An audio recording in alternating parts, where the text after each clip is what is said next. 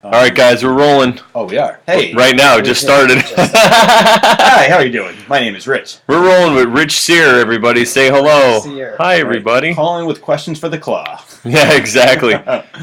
So what's up, Rich? How was your ride over here? Not too bad. It was one of my shorter rides, as I was telling everybody about, telling Adam and you off the air about different shows I've done. I definitely like to play out of the state, meet new people, fresh faces. Mm-hmm. So over the weekend I did New Hampshire, which was like about 3.5 hour drive. Yesterday I did New York City. What part of New Hampshire? Manchester. Oh, okay. All right. Where did you, what's the name of the place that you're? Name of the place was Drink, D-R-Y-N-K. Oh, nice. Have a drink with the claw. That was the theme for the night. Mm-hmm. But it actually, it's funny. You know, like, do you ever for me, this is how it works. Whenever I think it's going to be the worst show ever, ends up being the most fun. Yeah. On the way over there, it took me about 3.5 hours to get there. I get there, there's no parking at all. The only parking is across the street, $15. I'm like, I have to pay $15 to play. So finally, somebody moves. I get a spot for free. Like, all right. I go there, the place is closed. I said, what? Oh, no. Oh, I'm walking around. Hello, hello. And they're like, oh, we don't open until 8 o'clock. It was about 7. I said, okay. So I get there. He brings the soundboard in. It doesn't work at all. Oh, no. So he's over there for about 45 minutes playing with the soundboard. He's like, oh, man, the DJ comes at 10 o'clock. We only have an hour. So but next thing you know, the place is packed. I had probably one of my funnest sets, and I got hopefully a couple more shows from that show in Boston. And as we were talking about, I know this is on TV, but we have a turnaround for the show. No, the camera's right here. Oh. Hi there. You could stand up if you want them to see it. Go ahead. All right. There you go. The claw. The claw shirt. So I have a girl that was in the audience who wants to start selling them for me, which is very good. So put your pre-orders in now. They're selling fast. How could people find you? You go under Rich Sear, R-I-C-H-C-Y-R, comedian. Okay. On Facebook. On Facebook? All right. Yeah, I don't have a website yet. Do you have a Twitter? No. Okay. I know, I'm old school. No, that's fine, as long as they know how to find you. What about your phone number? No, I'm just kidding. Don't say it. 555. Don't say it. I know, exactly. Yeah, he doesn't. Can I get a show out of it, please? Please, You can call me up. You can call me and breathe heavy as long as I can get a show. That's fine. We'll do it every night, 3 a.m. Exactly. I just need somebody to talk to. Yeah. So where else? You were in New Hampshire, and then where'd you go from New Hampshire? What night was that? That was on Saturday. Okay, so that was this Saturday. Yep, and then the day after I did the Grizzly Pear. Oh, and that's in Manhattan, New York Yeah. City. I've heard of that place. I loved it. It was actually another one where I thought I got there, this is not going to go well. And I guess they had this new thing called the bucket system where you put a lottery ticket in there and you get handpicked. Mm-hmm. And they get to the end of it. I said, like, okay, that's it. I said, wait a minute. I came all the way from Connecticut and that's it. Oh, well, I said, we can't play favorites. I said, come on. And he goes, all right, we'll do a couple more. Next one got picked, not me. Second one got picked, not me. They're like, all right, we have one last one, that's it. And it was me. Oh, nice. But the best thing was, it really wasn't a comedy show. It was the weirdest. It was like, do you know what Kevin Smith does when he goes to colleges? No, Q&A? not sure. Yeah, it was a Q&A. They had the audience would ask you questions, and you would just I did like all right. 15 minutes of just talking to people, which was... Oh, wow. I loved it. Anytime I get a chance to talk. We know how you love to talk about yourself. A friend of mine goes there on Sunday nights, Liz Larkin. Yeah. She has she had like crazy hair and wears a dog collar. She's awesome. Have you met her before? No, I haven't, but I'll give you my number. You can give it to hers. Well, Liz, if you're watching, we'll hook it up. So then, okay, so you were in New York Sunday. Yes. And now you're here. Now I'm here. Wow. So what kind of questions were they asking you on the Q&A? Oh, well, we started off, I guess like there was a theme they wanted to start. So that and the theme was spectrum of how everything comes around to the same thing. So I said, E.T., me. Start the questions now. And then we just started from there. But I started telling them how I had, when I was born, I was given the last rites 3 times. And they didn't think I was going to make it. And from then, a couple of years later, my doctor said, I can't believe you're alive. I said, what are you talking about? He goes, you shouldn't even be here. I said, what do you mean? He goes, basically I have a lesion that takes up the whole left side of my brain. The whole left side of my brain is completely dead. Surprise, surprise. And most people wouldn't know that. But the right side took over for the left. Because, basically the left controls the right side of the body, right controls the left. So we started talking about that, and then, I don't know, it went from that when I started doing other jobs, because I used to be in radio myself, and I we started talking about that, and I met I worked at CCC where Howard Stern worked, and that started a whole other conversation about Howard Stern and how I met Billy West and Jackie Martling. And then that started a whole new conversation about, I'm trying to think, it just spiraled into like different people asking, about where I work, my real job. So it just went into that, and they're like, well, how do you do that? I said, so I don't know if I should mention where I work, but. We could say what you do. I work at a bank. Okay. Which I love. It's the best job in the world, only because, it is a great job, but having banker's hours is the best. Yeah, That's what gives me the opportunity to do this. Yeah. Work 9 to 5, and then 6 to like 1 in the morning. All right, let's do a show. Yeah, exactly. So you did a show today, right? Not today. Oh, okay, all right. He's doing this show today. Yeah. Yeah, well, obviously. It's the best show ever. Oh yeah. But I was asked to do one Thursday in New Jersey. I just have to find out the details. Oh, all I right. was just asked. In Jersey? Yeah. Oh wow, where in New Jersey? That's what I have to find out. I say yes first and get the details later. Can you do a show in Jersey? Yeah, it's my son's bar mitzvah. That's fine. We're doing it. Let's do it. Hopefully. Well, you've done like backyard parties and stuff too, right? Yep. That was actually a fun show. Where I love to promote, and I just love putting posters everywhere. I have little flyers, and a guy who runs a liquor store said, "You know what? We're having this big party. I forgot what it was for, like Oktoberfest. Mm-hmm. It was last year." And he goes, "Do you want to come over and perform for us?" I'm like, "All right." Yeah, give me a stage. Yeah. That's Didn't have a stage or didn't have a mic, but yeah, who cares? Exactly.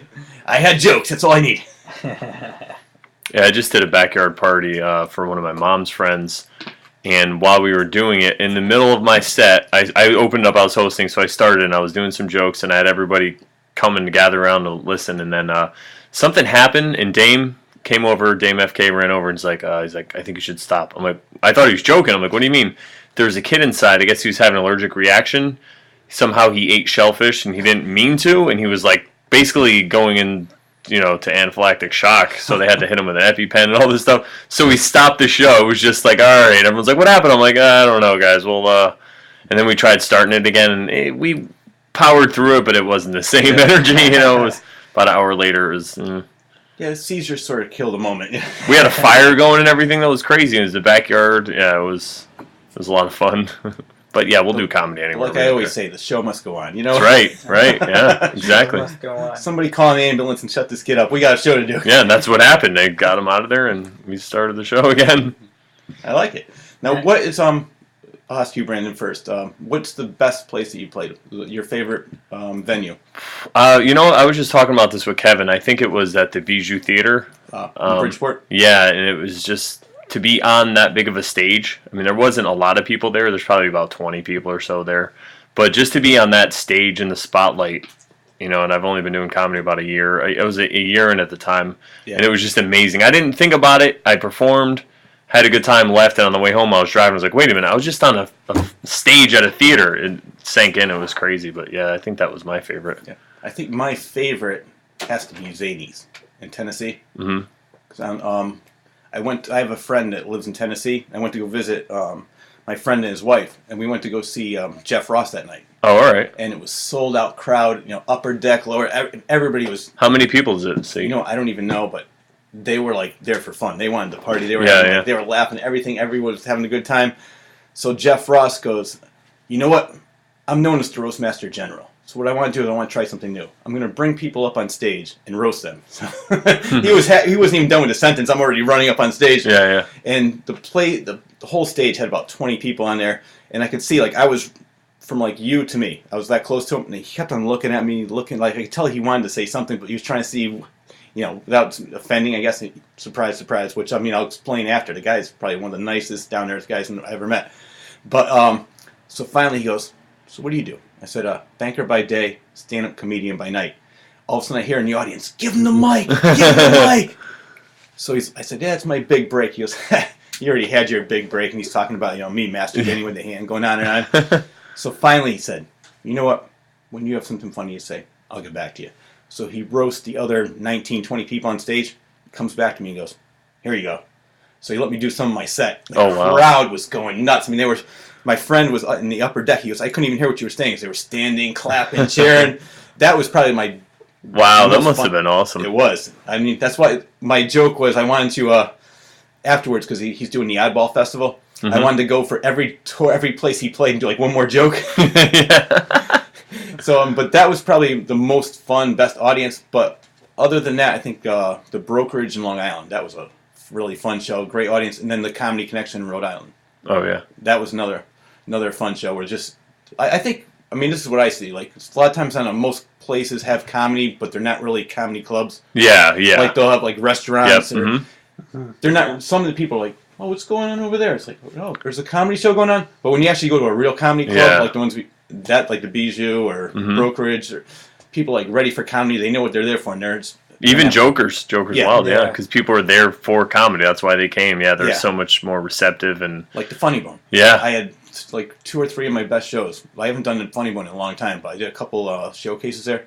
I loved it. Every time the audience was great. How long have you been doing comedy? It'll be 2 years on the 20th. Oh wow! So you've been really hitting it hard for 2 years. That's awesome, man. Yeah, awesome. trying to hit. I've been on an average. I try to hit like 3 to 4 a week, sometimes more. And lately, it's been good where it's actually just been shows, which is even better. Yeah. Because we were talking about this before the podcast. It's like that's where you really get the best feel of how Oh shows yeah, are. definitely. Like when you go to an open mic, I see so many comedians just get off stage like I'm never doing comedy again. It's like, no, if you think it's funny, just keep doing it. And when you get in front of a real audience, you'll see. Yeah. Because open mics are important for a base. Yeah. And you can work out stuff and you get used to it, but you need to get in front of a real crowd because these are real people who, a lot of the comics are just so jaded and they're just. Yeah. And another thing is, like, I even find myself doing this where I'm like, fuck him, he's not funny. You know what I mean? I know it. Even though so you get in front of real people that are like they worked all week, they spent money, they're drinking, they're having a good time, they're letting loose, and you're up there saying funny things. They're gonna usually most times laugh. Yeah. So that's why I always tell people, it's like, no, don't go by what happened in open mic. Go even if it. Because every audience is different. Yeah. If sometimes I could do like 4 shows in 1 week, and every show is completely different. One will be great, another one will be like, oh my god, I'm never doing comedy again. Next day, like, all right, I'm back. Yeah. So I never really feel like, I don't know how you feel, or Adam, how you feel like if you have a bad set. For me, it doesn't really bother me. The only time it really bothers me is if it's the first time in front of a promoter that's never seen me. Yeah. And I'm like, oh yeah, I'm glad we hired this guy. It's like, no, I actually do get laughs. Yeah. But for the most part, I just brush it off. I'm like, all right, I have a show tomorrow. I'll get them then. Yeah, that's really what you have to have. That mentality really is important. You can't beat yourself up. No. You know what I mean? If you're not putting the work in and you're not practicing and writing, then you could beat yourself up. Yeah. But if you're doing all that stuff and you have an off night, I mean, you're not going to kill it every time. Even Michael Jordan had off nights, Yeah. I mean, we've heard stories from different comedians that were talking about when they saw Louis C.K. trying new stuff at the Comedy Cellar, and like, and then who's the other one that they were talking about? They said he didn't really do that well. Just on what, the podcast? Yeah, I think it was Jeff Garland. Yeah, Jeff Garland from Curb Your Enthusiasm. Oh, all right. Which I saw him at Caroline's, and he really didn't do that well either. But I think he's got the. Do you know that show? Curb Your Enthusiasm. Yeah. Oh yeah. Actually, great show. Yeah, Pink Floyd's brother's on there. That show. Oh, all right. Okay. If people who don't know what it is, it's a show created by Larry David, who created Seinfeld. So it's basically Seinfeld without a filter, which is hilarious. Yeah. And it's all basically he writes a 2-page synopsis, and then it's all improv. Yeah, that's brilliant, really. But Jeff Garland plays his manager, and I guess like there's other comedians that we're talking about. So it's always good to hear things like that. You're like, you know what? Because sometimes you only see the times that are on TV when they kill. Yeah, like, exactly. No, even they edit it. Yeah, exactly. It's all editing, yeah, unless you go to a live show. I mean, I went to see Dave Chappelle at Oddball, and he, nobody would shut up, and he's like, fine, all right, I'm not going to just sat there. So it's like, really? You would never... saw him the first time? Yeah. Wow. So you would never think... You think if you're going to see Dave Chappelle, it's going to be automatic, guaranteed, great time. Yeah. And then whoever's fault it was to blame, it wasn't, so... Yeah. You know what? I wish he handled it. Hannibal Buress made it worth it, though. Thank God for Hannibal Buress. Yeah. He was on. He's so funny. Oh my! And then Dimitri Martin was there too. Hilarious. Yeah, I was actually there the next year when Dave came back out. Oh yeah. And what I heard what happened was Louis C.K. announced it, and everybody started booing. Then they said, "Oh, he really is here." Yeah. Is that what really? No, nobody started booing. Oh, he walked away from the mic and was like, "All right, that's the end of the show, everybody." And then he stepped back towards the mic, and then he was like, "Oh yeah, wait, one more thing." And then he brought out Dave Chappelle, and everybody went nuts. And Dave did probably 10 minutes, but I everybody was just standing up and cheering and everything. So it was nice that he had that. You could tell he wanted to get that redemption. Wanted to get that redemption back, and he got it. He did he got through about 5 to 10 minutes when I was there, and it was good stuff, and it was clever, and I was like, oh, he's back. And then people would just kept yelling, I'm Rick James, man, and all this stuff. I'm like, really? Drunk Connecticut idiots. Like, they were yelling it so loud that it was just drowning out. Yeah, it was just, he just couldn't talk, and they just kept yelling. I guess he was getting distracted. Maybe he could have powered through it. I don't know, but Yeah. Well, I think he's a perfectionist, and if he can't get it perfect, he's like, then screw it, you're not getting it. I think came in, was it second or third of the longest set ever? I think it was 7 hours, or maybe. Oh wow! Yeah, he was in the Guinness Book of World Records. I think because he was 7 hours or 7.5 hours, something like that. Jesus. Which I can't imagine doing that much. It's like a job, like a real job at that point. Yeah.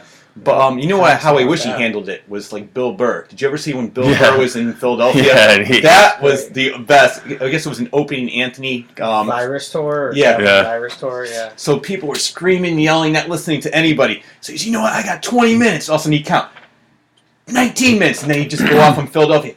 18. He went on for I loved it. Yeah, talked about all their mothers rotting in hell and all their teams, how they suck it up. Yeah, that was great. Or one of my favorite lines, which I can't remember. There was a boxer, and he goes, "You got one of the best boxers. Listen how racist you are. You have a statue of a fictional, You have a statue of a fictional character. Oh, he's great. Not everybody can do that. Like that's why I was telling Adam before. I said, my favorite all-time comedian is George Carlin. Oh yeah. No one could ever. From the Hippy Dippy Weatherman in the '70s all the way to It's Bad for You in 2008.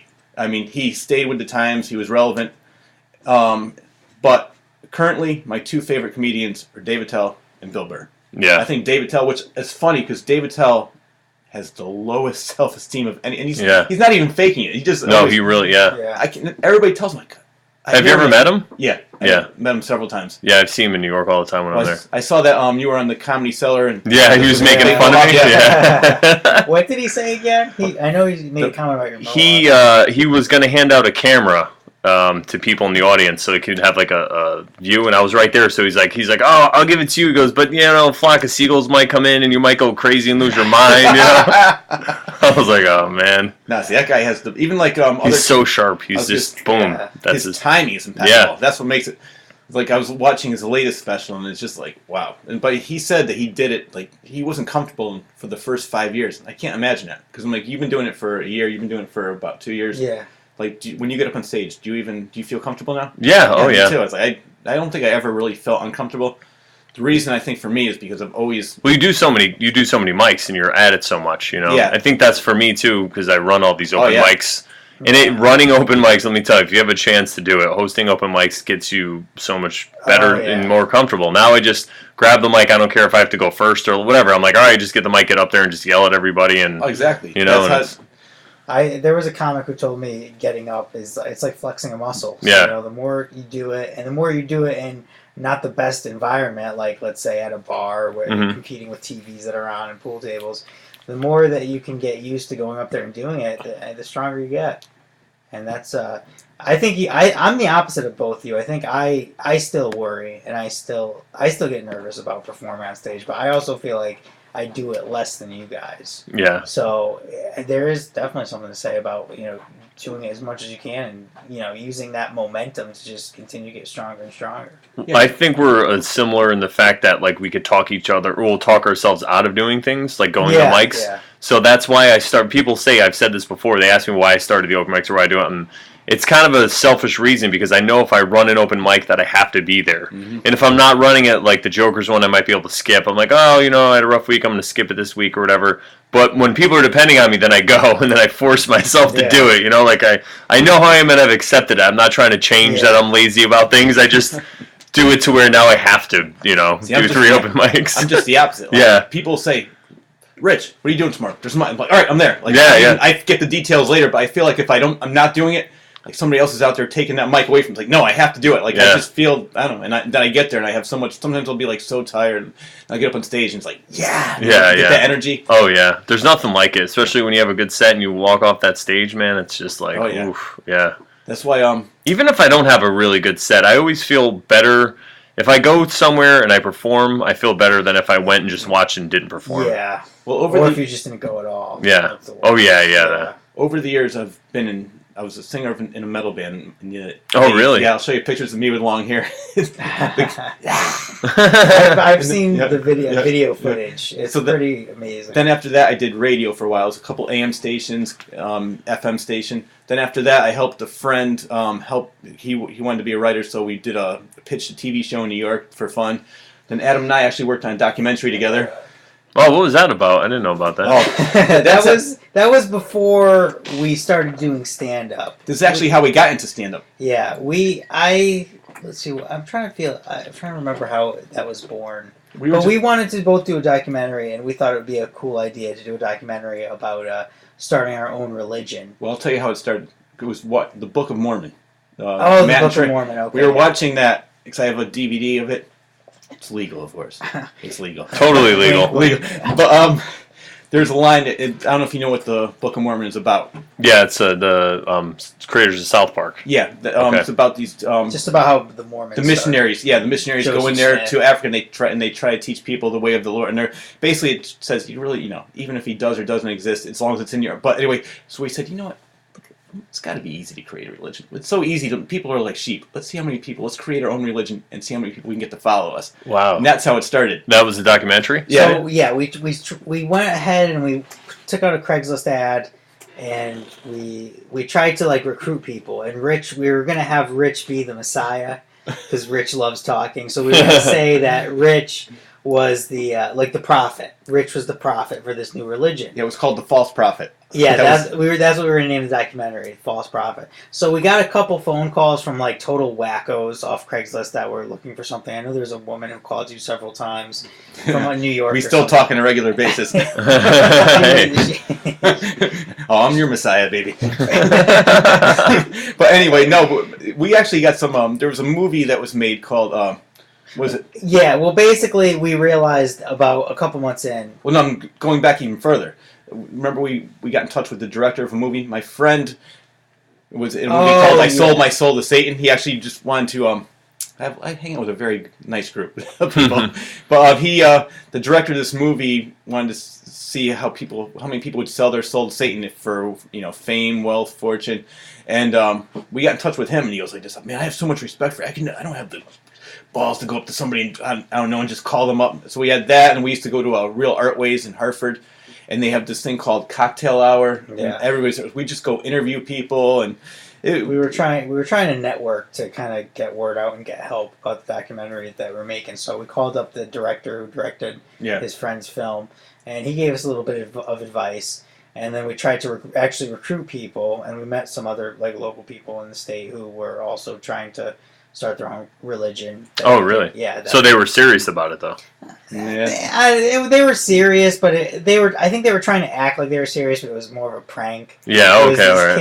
It was these kids in college who. Oh, all right. Yeah. They wanted their girl. One of the kids, his girlfriend, was pretending she was the first member of the religion, but it was all just kind of bullshit. All right. Okay. But the funny thing was, we actually came up with this whole concept. I can't remember what it is now, but when we looked it up. Because we went into the Bible and said, well, let's do this and do that, and then it actually what we made up was a real religion. It was for prisoners. I can't remember what it was called. Oh, I can't remember. But anyway, it was funny. What we made up actually exists, but the whole. Oh yeah, no. So the joke was that how Jesus was he was put up on the cross. Yeah. Oh, yeah. But he was also put up on the cross next to the two other guys. Oh yeah. So our religion was worshiping one of the other. Oh yeah, all right. Jesus was just a scapegoat. The other guy was the real Messiah. Yeah. So we wanted to claim that the guy on the side was the actual Messiah. Oh no! But there was a name of one of the guys, and he's actually So it turned out that one of the guys had a name. Barabbas or something? Or wait, that's not. No, it wasn't Barabbas. No, Barabbas was the murderer who they let off. Oh yeah, he's the one that let off. Yeah. No, it's something else. Nebuchadnezzar, or no, that was the king. Yeah, I think it was something with an I. Yeah, all right. So I actually bought a book on that. Did some research. But what happened was there was a movie that came out, documentary. What was the name of it? Kumare. It was we basically came up with this whole backstory and tried to contact people and get it off the ground. 3 months later, I realized that some guy basically already did this concept. He was pretending to be a Indian like guru. Oh, right. And the name of the film is called Kumare, and it's Okay. a great movie because he went to Arizona and he found like 12 people, basically just dumb old white people, to follow him. Stupid white people. He was pretending to be like a yogi, and is what it's called, a yogi. Yeah. So basically, the movie was about how he made them all believe in his religion. I think I've heard about this before. You probably have. He was actually on the Colbert Report. Oh, wow. He did a segment on the Colbert Report and talked about it, and he actually was nominated for a couple awards at the South by Southwest documentary film festival. Mm-hmm. So it was a big deal kind of movie. And at the end of the movie, he tells all of them that the whole thing was a lie and a sham, and you get to see like what their honest reaction is.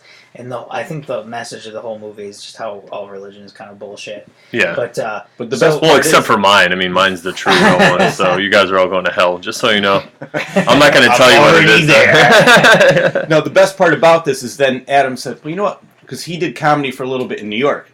So he goes, "I want to start getting into comedy again." I said, "You know what? If you do it, I'll do it."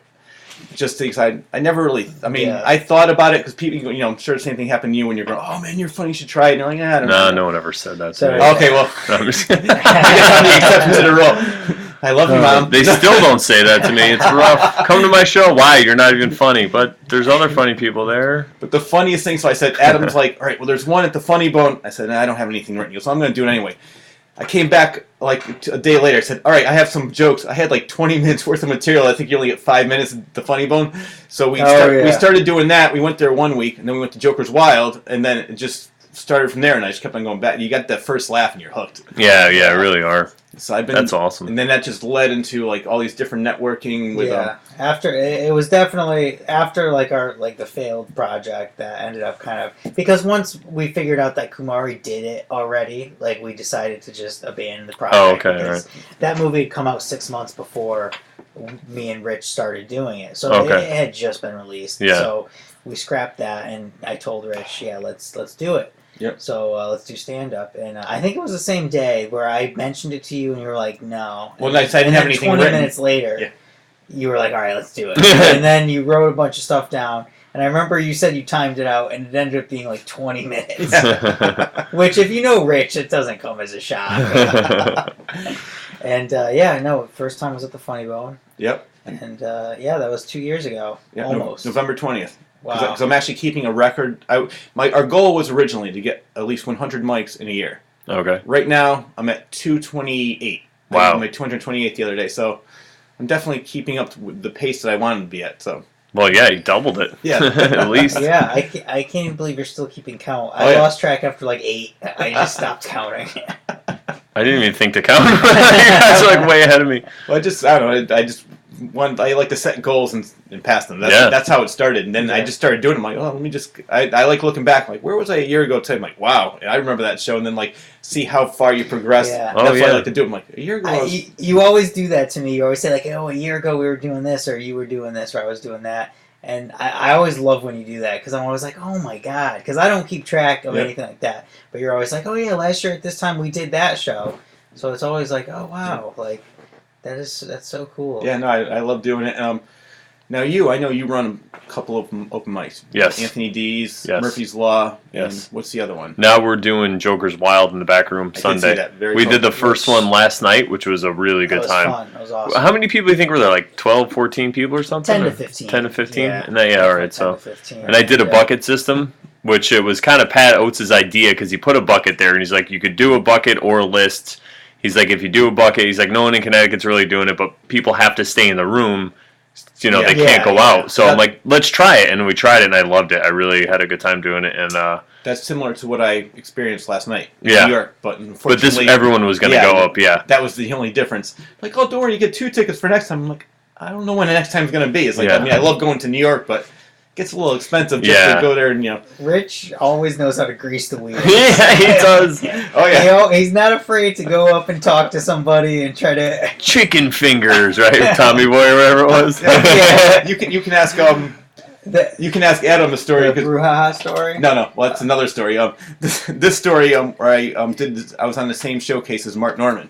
And I said, because I run several showcases myself in Connecticut, one in Southington, one in Plainville, and another one in Mystic. And I also run 2 other. Believe it, like I said, it may sound a little funny, but 2 of the best shows I've had were cigar lounges. Yeah. I mean, the place is probably about even bigger than the back room at Joker's. Yeah. It's similar to the way it's set up, but I mean, everybody there loved the show. It was a good time. Like I was telling you before, one of the people that was actually in the audience was Mike Ditka, because ESPN is right down the road. Ditka. The Bears. The Bears.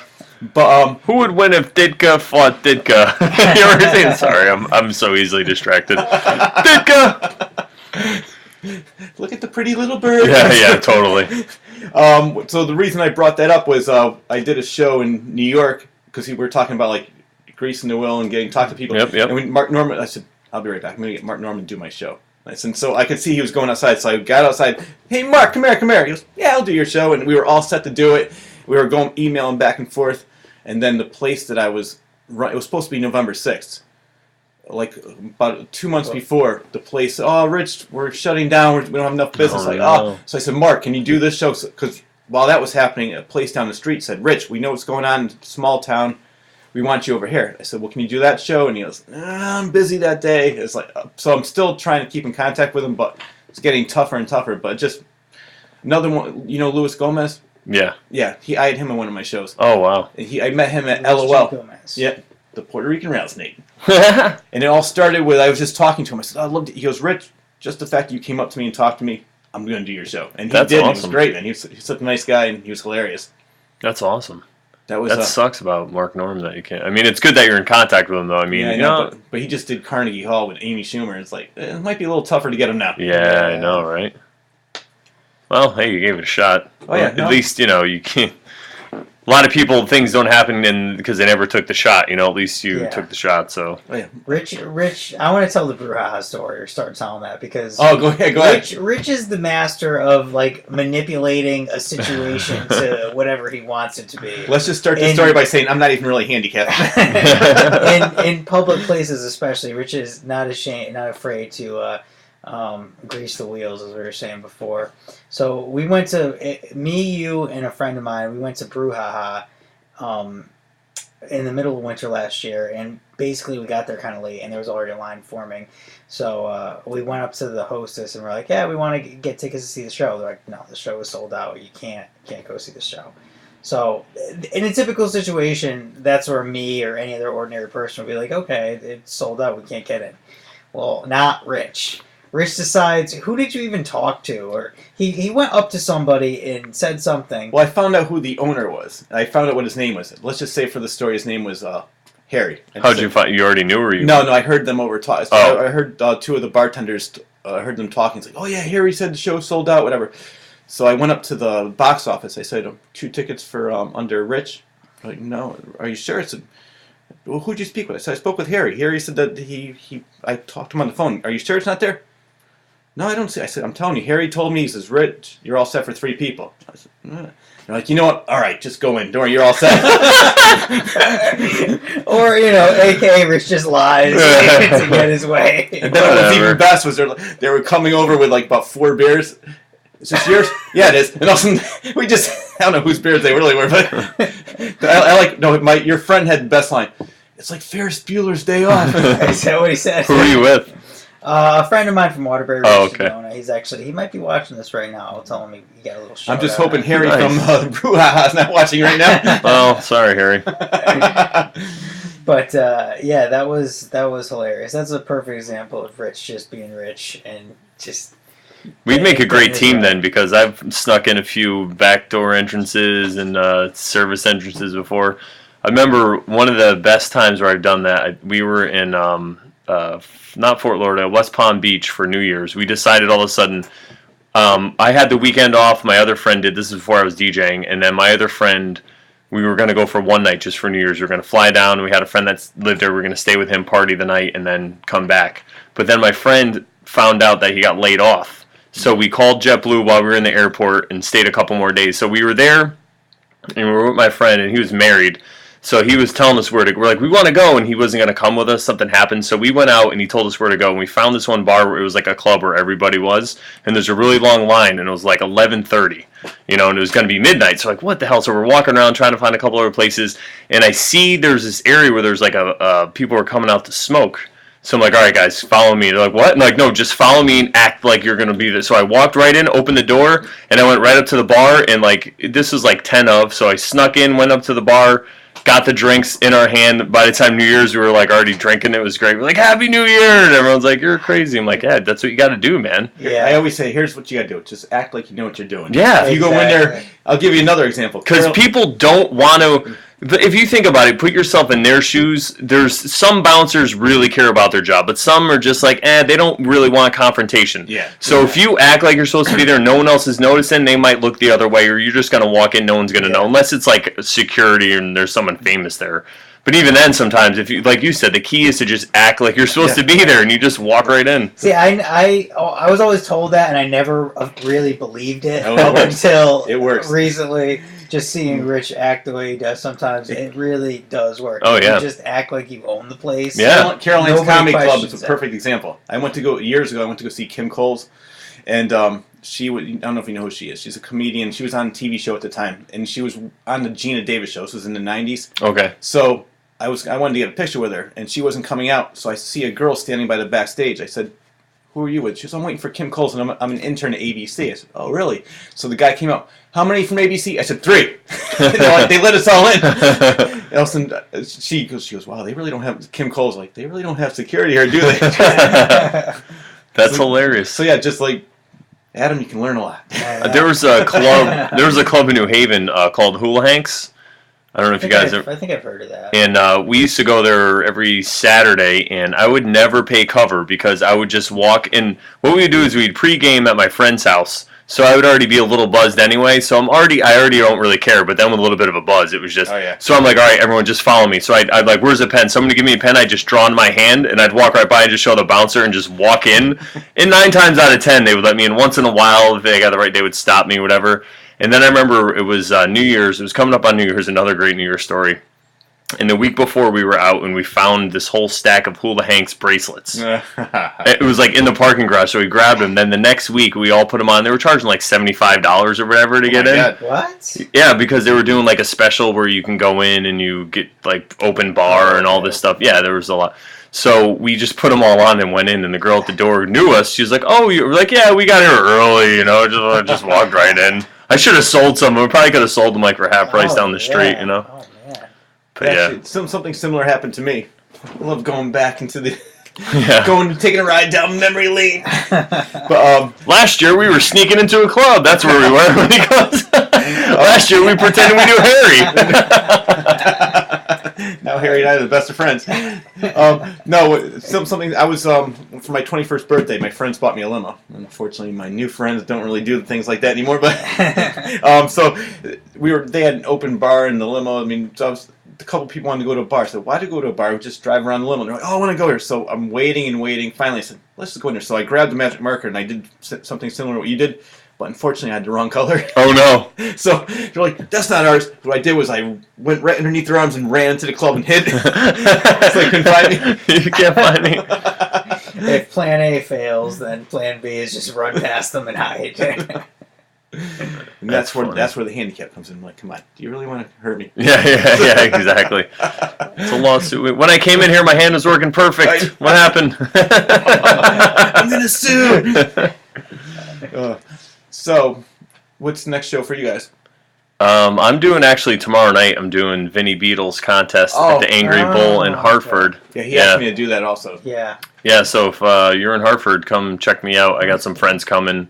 But you know what? It isn't like he did mention he wanted me to go, but he mentioned some kind of bringer. So how about you come for me? I'll come for you. And then yeah, no, he said he told me try to bring people, but he said you don't have to. Yeah. And now there's no cover for people, so I have some people in Hartford that are coming to see me. Oh, cool. And I know it's a contest, but I have other plans next Tuesday, so I'm gonna go do time. But I mean, that's exactly how I was thinking about it too. I said, you know what? I don't really even care about the contest. Yeah, stage time. Yeah, that's what I'm saying. Because next Tuesday we want to do a live podcast at Metric with Jackson. Oh, okay. So we're gonna do the show, and then afterwards, so that's my plan. Yeah. Very good. I'm going to be there too, so Awesome. I'm sure I'll also. Yeah, and Darren Seacrest is going to be there. I can't wait to make fun of him on air. No. Man, I make fun of him for free all the time. He messaged me earlier, and I think he said Corey B. and Oh, wow. another comic. Who was the other person? Now that you're having, so I know Darren hosts a show there with Jackson. Is that what? Yep. That's what it is. Yeah, they're going to do the show. Last week I brought a setup and I played some music, and then I played music in between every comedian. And he had me do some time, and yeah, it was fun. There wasn't a lot of people there, but it was still a good time. Yeah. I mean, I've done the Metric before. Yeah, they have really good food there. Oh yeah. I was shocked. I mean, as to how good it was. Yeah, I got the crab cakes. They were delicious. All right. I just got a burger, but it was really good. Yeah, it was really good. So it'll be Corey B. and Brian Sullivan. Awesome. On it next All right. week. And is Brian newer? Yeah. He's he hangs out at Chokers a lot. Okay. He actually hosted this weekend at Joker's Wild, and yeah. he was just at my open mic and Anthony D's tonight. Yeah, he's a funny guy. Yeah, he's always hitting mics. I always see him around. Yeah. That's good. I've seen him in New York a few times, too. Oh, yeah, that's right. I saw him there, too, with his buddy Jack, which I think Jack is in New York, right? Yeah. Yep. That's cool. Yeah, definitely. And what about you, Adam? What's the next show for you? Probably that Metric. Oh. And then, I don't know, maybe it's the cigar bar. Yeah, I heard there's a cigar bar that's looking for people with mohawks. I'm waiting for Ditka to see my act. Ditka. Yeah, no, you know what? I definitely will be in touch with you guys because I have the shows that I do run. One's on a Wednesday. That's the one that's I have a budget for. The other one's every Thursday, not every Thursday, one Thursday a month, and then the other one is it's whenever. The two cigar lounges whenever he doesn't have, because he actually has events there. Oh, okay. So he has different things. So I just emailed him the other day. He's like, all right, Rich, I'm going to set it up because it's right down the street from where I run both the shows, so it's perfect. And people have actually showed up from doing that. So. Oh, all right. So yeah, I have both of you on those shows.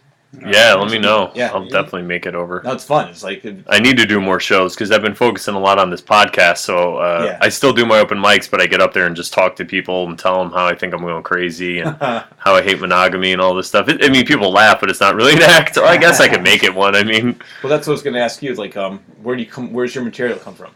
Mostly, when I first started, I would write stuff that I thought was clever, kind of that had to do with me. Now I like to take stuff that actually happens to me. Yeah. And things I say, like if I'm with my friends and I say something that's funny and everybody laughs, then I try to see how I could translate that to stage.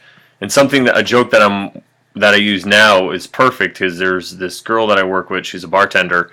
And there was one time we were having a conversation about monogamy, and I just told her how it's not natural. People aren't supposed to be, humans aren't monogamous. It was like a year ago. Yeah. But every time, she still tries to fight me about it because she's engaged and stuff. So I don't even bring it up. She'll just bring it up. So this last time we were there was a few of us hanging out afterwards, and she said, she goes, Brandon, I know a few people that are really happy and they're in monogamous relationships. And without missing a beat, I go, I know a few people that are really happy that smoke crack. It doesn't make it right. So I've started, I was like, oh my God, I got to write this down. So I was like, hang on, she's yelling at me, I got to write it down, hang on. So. Yeah. Now, do you still write everything down? Or I try to, everyththing that I could, because things come into my mind and go out so fast, Oh, yeah. So that's what, usually, now for you, or maybe you also, Adam, do you actually sit and consciously try and write, or does it just come to you? For me, I cannot.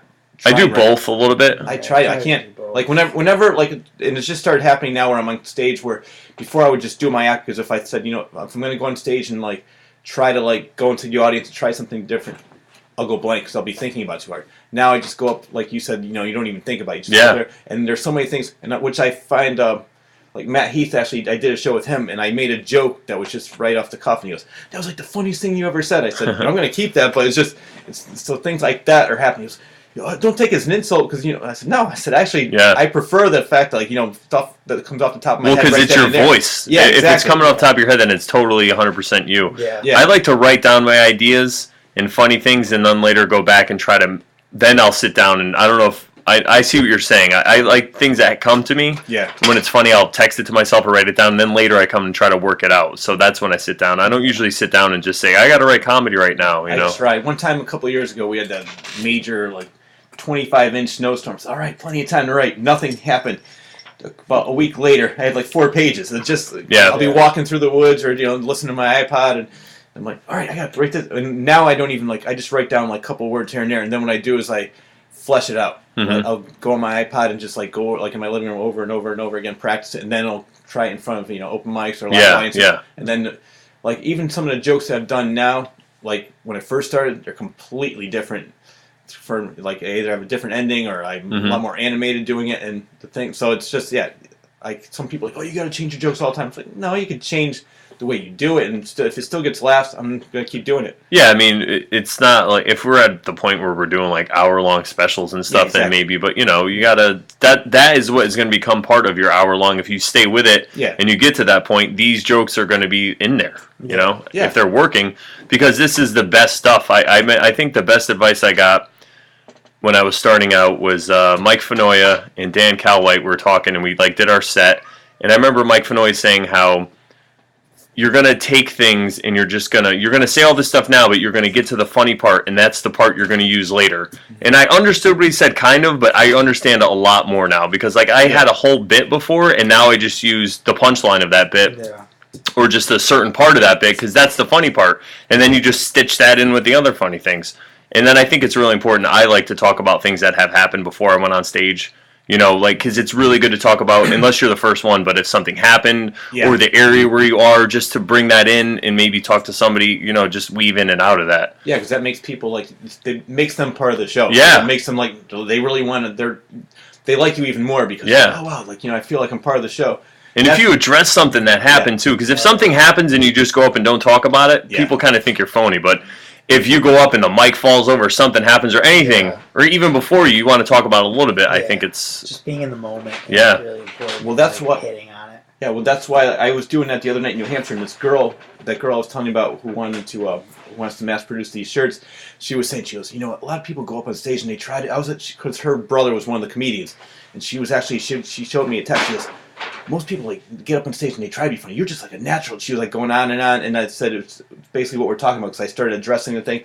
And another thing when I was doing what you just mentioned was I used to have this whole joke about this hand is like another word for love, and but I don't really do the whole joke anymore. I just take the funny part that got me laugh and I go up to the girl and it works and I go bam right to the next joke. And yeah, I think touching on that, it's like you have to sometimes it takes a while to actually find the joke. Yeah. And it's almost like it's like when you make a sculpture out of a block of concrete, they say that artists they say the sculpture's already in there. They just have to find it. They have to carve it out. Yeah, that's exactly a good way to look at comedy, where it's it's already there, but you just kind of have to find it, and it takes time to just find it. Well, my biggest obstacle in the beginning, and still sometimes happens, but not half as often as it used to, was people would be like, I really want to laugh, but I feel so bad. I'm like, no, I am not. Yeah. I am not Tony Robbins. I am a comedian. I want you to laugh. Yeah. People are like, I just felt so do you think I don't want you to feel bad for me? I want you I used to, but it's becoming much easier and easier the way I open up different things, and they're like, all right, it's okay to laugh, Yeah. And that's what she said. The girl, she's using her as an example because she's one of the other people that said the same thing. She goes, you're actually using your hand to for the most, because I first I used to talk about the bad things, and I'm like, no, let me talk about how this hand helps me out. Now they start making jokes about this hand got me in here, got me, I get to do this, and so it's actually it's working for me. And then I started mixing it in because originally I didn't do any handicap jokes at all, and then I started mixing some in. I realized, instead of I can stick with this, and it's about me, and I don't have to change it all the time because it's not like current events, this joke's already old, Yeah. So I started mixing, and it started working, and then now I'm just going back and forth mixing, different things that, are not, non-handicap related with that. And right now, it's for you, what's the longest set you've done so far? I had a 15-minute set, and I ended up doing 16. I was very nervous about it, and then they, gave me. I did it at Cole House Pizza in Stamford. Oh, I did that. Was that what's her name? Nicole. Yeah, Nicole. Yeah, we did that show. Yeah, and so I was there with Beecher and Brian Sullivan actually. Yeah. And I was nervous, and I was like, I don't know, because I'd only done 10 minutes up to that point, and before I knew it, she was giving me the light, and it was weird because I had an experience where I did mushrooms for the first time. That Monday or Sunday night or Monday night, and then the show was Thursday, so I was a little out of sorts, to say the least, because I had the crazy experience and there was a lot to think about. So I had my notebook with me, and I explained that. I told people right away, Oh, we have a cat in the way of you. That's so funny. The cat wants the attention. All right. There we go. All right. There we go. That's hilarious. Life happens. So I went out there and I talked about that, and then I looked at it a couple times, but I was pretty good in what I had to do and was going with it, yeah.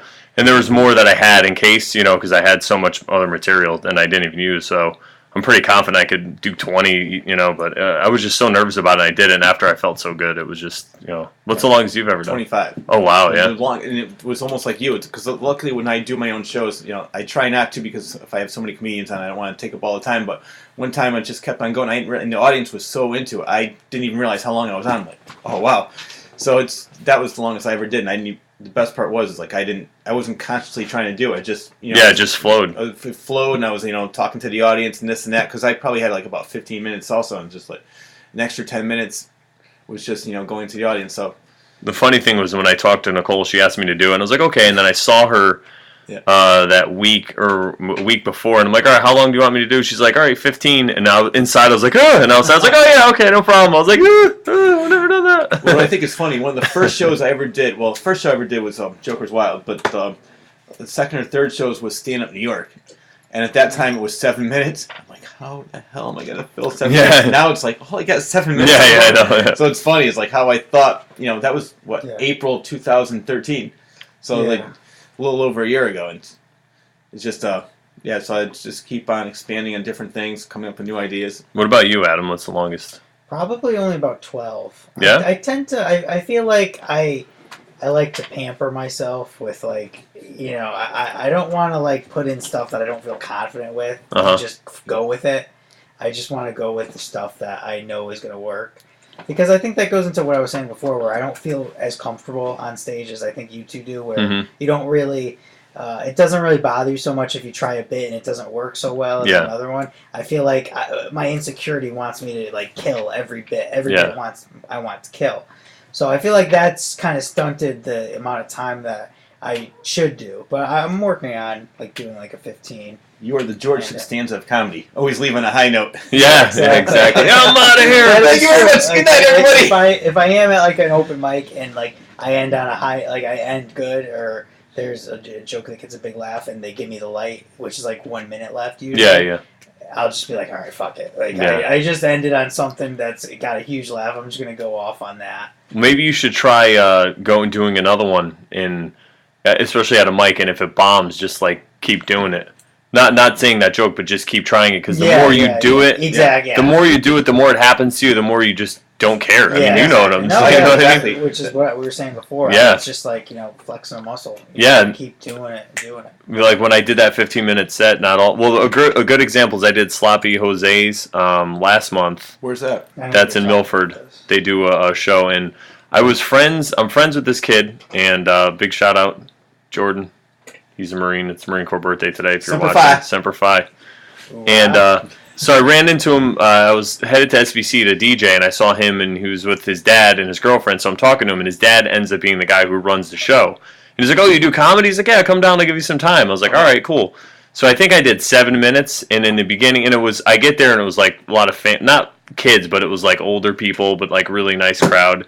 I'm used to doing shows for younger and going crazy. So I'm like, all right. So I started really well. They were it was going really well, and then at the end, I was gonna do one more joke, and I'm thinking to myself, it happens so fast. You try to think what you're gonna do, and then something popped in my head, and my brain was like, no, don't do that, and I just started to do it, and it just it died. I got nothing, and they're like, all right, that's my time, and then everyone clapped, and I was I left. I was ugh. I started so well, man. I've had some sets where I'm like, wait, last time I got a reaction like this was at the Helen Keller School for the Deaf. It's just sitting there staring at me. I was like, yeah.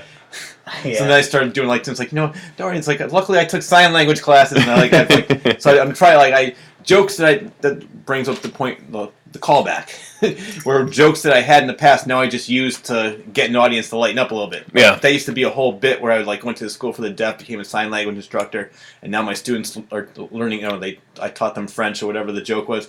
So now I just use that if the audience is like, "What's going on?" So I'll just use that as a filler. Yeah, luckily I do. Yeah. and it seems to work. Sometimes it doesn't always work, but like the more you do it, it seems to get easier and easier. And yeah, it really does. That's why I was saying to Adam that you should definitely step out of your comfort zone more. Oh yeah, And just it's do always it. a good idea to do And even that. if you think you're gonna bomb, just do it. And if you bomb, you bomb. You know what I mean? Yeah, Like, there's always going to be another show. yeah, there's always gonna be another show. Yeah. That's what I love about it. Like now, do you find yourself like for a new promoter using your A material all the time? Just like something maybe like was when you first started, you haven't used in a while, but like, I'm gonna go bring that back because I know that always gets a laugh, and this person's never seen me before. Or do you try new stuff? Because I'm thinking of myself like when I the Comedy Connection in Rhode Island, I had an audition, and I said there was a lot of jokes I was doing newer stuff, and I said, I'm going to go with the stuff I know works, like I did ET stuff and everything, and that always gets laughs, and it did get a lot of laughs, and they said they're going to use me as a recurring comic there, which is good, but then like pretty much after that I never really did that joke again. It's just that, do you find yourself doing that, and you also like if clubs you've never done? Oh yeah, I mean if I'm doing a show, it's going to be my good material. Yeah. If I'm doing a mic, you always want to try to put new stuff in a mic, even if it's one new joke. But yeah, I find that, especially if I'm going to be in front of a booker, you want to do your good stuff, your A stuff. Yeah. So, I think definitely I'm the same way. Yeah. I don't know about you. I think that I have like a reoccurring set of things that I use, and then sometimes I drop stuff out and then I forget about it, and then I'll have somebody like Mike Briskin or somebody come up to me and say, what about that joke? And I'm like, oh yeah, I forgot, and I'll have to go back through the notebook. So for me, it's just I'm always using whatever worked recently, I guess. No, I'm the same way. So but I have to go back through my stuff, I think, and pick up, because I know there's stuff that I don't use anymore that would work well. But it's just, yeah. Well, the tough part, and you probably can relate to this too, is because you run 3 mics, I run 3 or 4 shows, and you get the same people showing up month after month, and you're like, well, but you can't. Like, I had a comedian tell me, oh, you have to do 3 different sets every month. I'm like, no, I don't. First of all, you never get better if you do that, because you'll never get comfortable with the material and like you said, like sculpt it and make it your own. But then again, you can't keep doing the same thing over and over again because they're gonna get bored of it. But it's like I try to do like a mixture of both. Like try to throw in some new stuff, but also like go back to stuff that other people maybe haven't seen and get, or even like take it, twist it around, put a new ending on it, and so I mean, do you find that problem too? Like when you do like a lot of the same people show up and you try to. Yeah, what I do for that, because the open mics, I'm seeing a lot. Like I could see the same group of people 3 times in 1 week. Yeah. So a lot of times I'll just tell stories about what happened to me, especially if it's after the weekend, because I DJ on the weekend. So I'll just tell a stupid story about that to try to lighten it up. Yeah. Or I talk about things that are going on. Then I throw in material once in a while. Then I'll throw in the joke that I want to work on. So it kind of keeps it fresh. I don't want to just go up there. I mean, I guess I could. Fuck them, whatever. But I like to do that. I like to go up there and tell a story about, like, oh, I was at, I was DJing this weekend, and this girl was so drunk she fell and hit her head, or I don't know, whatever, some silly story, and then, oh yeah, and then laugh, and then I'll be like, oh, well, my name is Brandon Smith, and tell a joke or whatever, I don't know. And do you find it tougher to host, and you've hosted also, do you find it tougher to host or just do your set? I mean, I think hosting is tougher because you have to like be aware of the show the whole night. Yeah. I think it's the same as like doing your set or hosting. As a host, I guess I felt more like I had to kind of tell the audience like, yeah, clap louder, let's go. Yeah, you have to set the tone. Set the tone, yeah. But I think that I don't mind doing that. I think that the hard part about hosting is that you have to actually almost control the show. You have to, I was giving the other comics the light and everything to tell them their time, and so I think that aspect of being a host is requires a certain amount of dedication. Whereas if you're just going to do a guest spot or just your set, you just go up, do it, and then get off. Yeah. Well, the reason I ask is because when my shows, I used to host in the beginning, and I said, I just like doing so I still run the show, like, I give them the light, but then I just, have somebody else host. But I'm hosting the show, the Park and Park Place in Hartford. It's Thanksgiving Eve, which, party night of the year. Oh, so yeah. It's going to be either the best show or the worst show. The only thing I'm hoping is it early? It's going to be early, 7:30. Oh, that's good. And Rob Falcone, which I've heard the name, but I know he's good. He's on a new season of Orange Is the New Black, and he's been on Sopranos, so he's been around for a while. It's a pretty good show. But that's going to be my first time hosting in a long time. Yeah. So I was just wondering, like, your experiences of hosting versus. Cause I love just doing my 10, 15 minutes and then saying, all right, thank you very much and good night, and then I'll go back, still run the show from the audience. But, yeah. I love to host, and Yeah. I'll tell you exactly why, because there's a few reasons. First reason, I do my set up front, and if for some reason I either don't feel comfortable or I forget something, yes, if I forget something, then I could bring it up later, or if I don't feel comfortable, I could kind of say, okay, here we go, and then I'll bring the next guy up, and then I could do it later. I could do more time. And the other reason I like it is because I like to make comments about things that happen throughout the show, or if somebody says something, you just always get the chance to go up there and make some kind of comment to make people laugh. And I've found that I've had a lot of luck doing that and making people laugh. So that's the thing I like about hosting.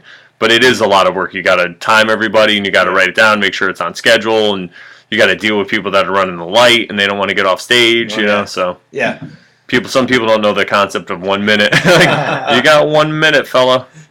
Just one more joke. Wow, I can't believe we went an hour already. That's insane. Wow. Was there anything you want to plug before we get out of here? Well, I do have several shows, but if you want to find out where they are, I have several shows. Next couple, I'll be tomorrow at the same show with you. Okay. At was it called the Angry Bull? Angry Bull, yep, in I'm going to be Hartford. there. I have a show in New Jersey, which, if you want to find out the full details on all the shows that I run in the Connecticut area, it's Rich Cyr, RICHCYR comedian, and I'll have everything listed there. But yeah, thanks for having me on. All right, cool. Had a good time. Great. Thanks. Later, guys. Bye. Bye.